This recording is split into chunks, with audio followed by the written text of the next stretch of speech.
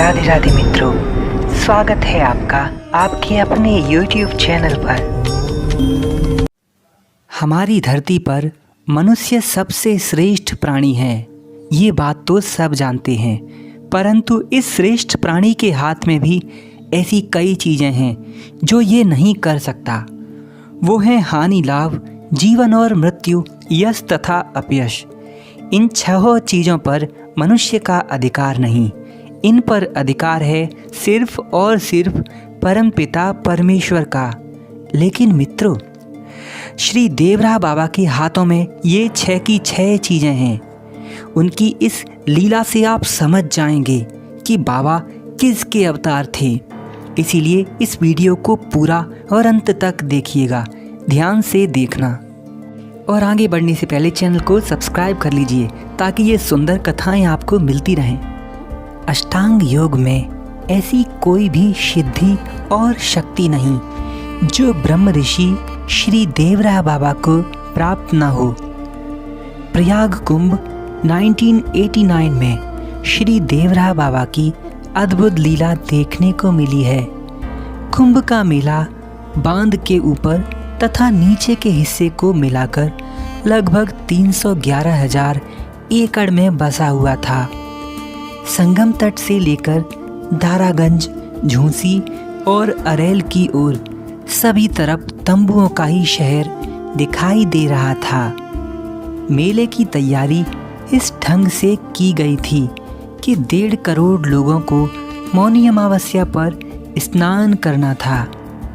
श्री बाबा का आश्रम भीड़ भाड़ से बिल्कुल दूर झूंसी की ओर बिल्कुल मेला क्षेत्र की सीमा से बाहर था। बांध तथा संगम से बाबा के मचान की दूरी 4 किलोमीटर से कम न थी।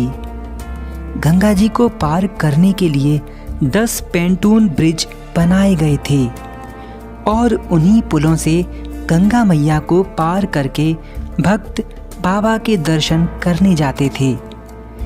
इतनी दूरी के बाद भी लोगों का बाबा के आश्रम पर जाने वालों का तांता लगा रहता था।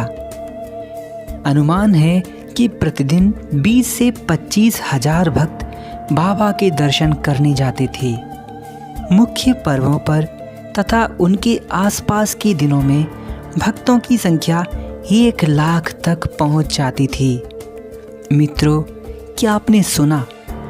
प्रतिदिन श्री देवरा बाबा के दर्शन 1 लाख लोग तक कर लेते थे। एक ओर कुंभ मेले में आए सारे संत थे तो दूसरी ओर अकेले योगी सम्राट श्री देवरा बाबा। विश्व की ऐसी कोई शक्ति न थी जो श्री बाबा को सर न झुकाती हो। कभी कभी दर्शनार्थियों की इतनी अधिक भीड़ हो जाती थी कि लोग बाबा के मचान की ओर टूट पड़ते। दर्शन की होड़ लग जाती। हजारों हजार स्त्री पुरुष और बच्चे उमड़ पड़ते थे। राजनेता, वैज्ञानिक, दार्शनिक और बड़े अधिकारी, इनकी तो गिनती ही नहीं थी। परंतु बाबा के लिए सब बराबर थे। बाबा के मचान, उनके आश्रम का निर्माण 6 जनवरी 1989 से शुरू हो गया था। प्रयाग के उनके भक्त मचान तैयार करने में जुटे थे। ऐसे बहुत सारे भक्त जिन्होंने अपनी अलग अलग सेवाएं संभाल रखी थीं, तत्परता से बाबा के मचान की तैयारी में जुट गए थे। लेकिन इसी समय एक बहुत बड़ी घटना हो गई। 7 जनवरी को अचानक मौसम बदल गया। भयंकर एवं तेज हवाएं चलती रहीं, जिससे आश्रम तैयार करने में काफ़ी व्यवधान पड़ रहा था। रात को 10 बजे के करीब इतनी तेज आंधी आई कि मेले के 90% शिविर गिर गए थे और उनके अंदर पानी भी भर गया। मेला प्रशासन के शिविर जो लाखों की लागत से बने थे, उनमें भी पानी भर गया और अधिकतर शिविर गिर गए। बाबा के भक्तों को लगा कि उनके भी आश्रम में जो शिविर बने हैं तेज हवा के झोंकों से गिर जाएंगे और उनकी सारी मेहनत व्यर्थ चली जाएगी। बिजली चली गई, बरसात होती रही, भक्त लोग घबरा रहे थे और भगवान के नाम का स्मरण के अलावा उनके पास कोई चारा भी न था। मेले का एकांत भाग, ऊपर से अंधकार, सुनसान स्थान, भयानक वर्षा, डर का होना स्वाभाविक है। भक्तों ने सारे सामान को हिफाजत के तौर पर शिविर के बीच में बने एक कक्ष में संभाल कर रख दिया। बाबा की कृपा, मौसम आया और आश्रम को प्रणाम कर वापस चला गया। बाबा के आश्रम निर्माण कार्य में कोई व्यवधान नहीं पड़ा। एक भी शिविर बाबा के आश्रम में, एक भी तंबू नहीं गिरा। मौसम खराब हो चुका था, फिर भी आश्रम बनाने का कार्य जारी रहा। बाबा के भक्त जगदीश बाबू के प्रयास से घास फूस तथा तंबुओं का आश्रम तैयार किया गया। बाबा के लिए मचान तैयार हो गया था। ऐसे ही बहुत भक्त जिन्होंने बहुत मेहनत करके घास फूस के तंबू तैयार किए थे, अब बाबा का इंतजार करने लगे। सभी की दृष्टि सिर्फ इसी टकटकी में देख रही थी कि बाबा कब आएंगे। इधर मेले में आने वाले भक्तों के द्वारा बाबा के आने की पूछताछ जारी थी। बाबा कब आ रहे हैं, उनका मचान कहाँ बन रहा है, आदि जांच पड़ताल चल रही थी। बाबा के आश्रम के लिए गंगा जी के ऊपर उस पार सीधे एक सड़क गई थी। यद्यपि उनका स्थान मेला से बहुत बाहर था, परंतु मेला प्रशासन द्वारा सड़क, बिजली, पानी की व्यवस्था अवश्य की गई थी। उनके आश्रम के पास ही पुलिस की एक टुकड़ी के लिए अलग से शिविर था। लगभग सारे संसाधन उपलब्ध करवाए गए थे। 10 जनवरी को भी आश्रम का बचा कुचा काम होता रहा। आश्रम में खाना पकाने की जिम्मेदारी शेषमणि तिवारी पर थी। वे भी उसी दिन पहुंच गए। विद्युत अभियंताओं ने बाबा के आश्रम में जाकर बिजली की व्यवस्था की जांच की। मेलाधिकारी जानते थे कि बाबा का आशीर्वाद लिए बिना कुंभ मेले का काम निर्विघ्न नहीं हो सकता। उनको बड़ी चिंता थी, कैसे निपटेगा 1989 का ये महाकुंभ। श्री बाबा का मचान धुलकर तैयार हो गया। उनके मचान को पहले भली भांति गंगा जी के जल से धोया जाता था। बाबा की आज्ञा के अनुसार मंच की बराबर निगरानी की जाती थी कि कहीं उस पर चील, कौआ आदि आकर न बैठ जाएं, मचान दूषित न हो जाए।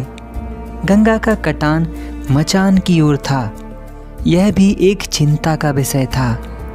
भक्तगण चिंतित हो उठे थे कि यदि माँ गंगा ने मचान को अपना निशाना बनाया तो फिर दोबारा बनाने में बड़ी कठिनाई होगी।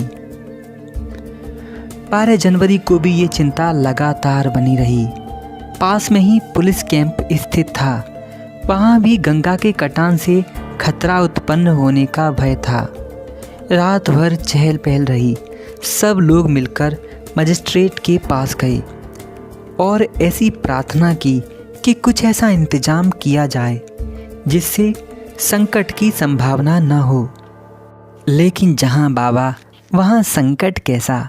संकट मोचन जहाँ है वहाँ संकट की कोई चिंता नहीं रहती।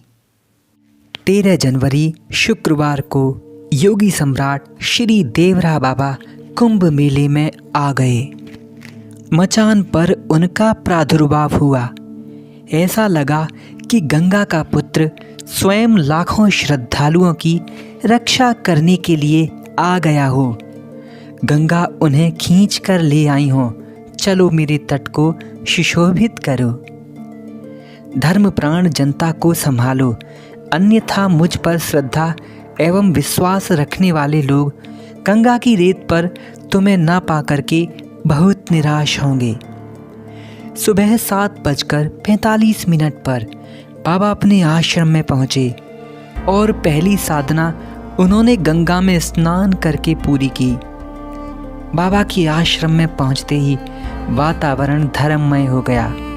आश्रम जय सिया राम, जय जय सिया राम की ध्वनि से गूंज उठा। तब तक गंगा के कटान की चिंता व्याप्त थी। मेला प्रशासन परेशान था। गंगा में अचानक वृद्धि हो गई थी। गंगा जल इतना जल्दी कैसे बढ़ गया? गंगा के किनारे बसे अनेक कल्पवासियों को अपने शिविर उखाड़ने पड़े। पूरा मेला प्रशासन चिंतित था। अखबारों की सुर्खियों में निकलने लगा कि गंगा के कटान से कल्पवासियों को खतरा। ऐसी हेडलाइन पढ़ करके बहुत लोगों के मन आशंकित हो उठे। अब क्या होगा? गंगा जी उफान पर आने लगी। इतने अगाध जल में भी श्री देवरा बाबा 3 समय गंगा जी में समाधि लगाया करते थे, और वो भी कई कई घंटों की। बड़े आश्चर्य में पड़ जाते थे बड़े बड़े योगी भी बाबा की इस दिनचर्या को देखकर। लेकिन ये क्या, बाबा जी ने जैसे ही गंगा में स्नान किया कि गंगा जी का जल स्तर घटने लगा। उनकी चंचल लहरें बाबा का स्पर्श पाते ही शांत हो गईं। जैसे द्वापर युग में भगवान श्री कृष्ण के चरण स्पर्श से ही यमुना मैया शांत हो गई थीं, ठीक ऐसे ही हुआ 1989 के इस कुंभ में।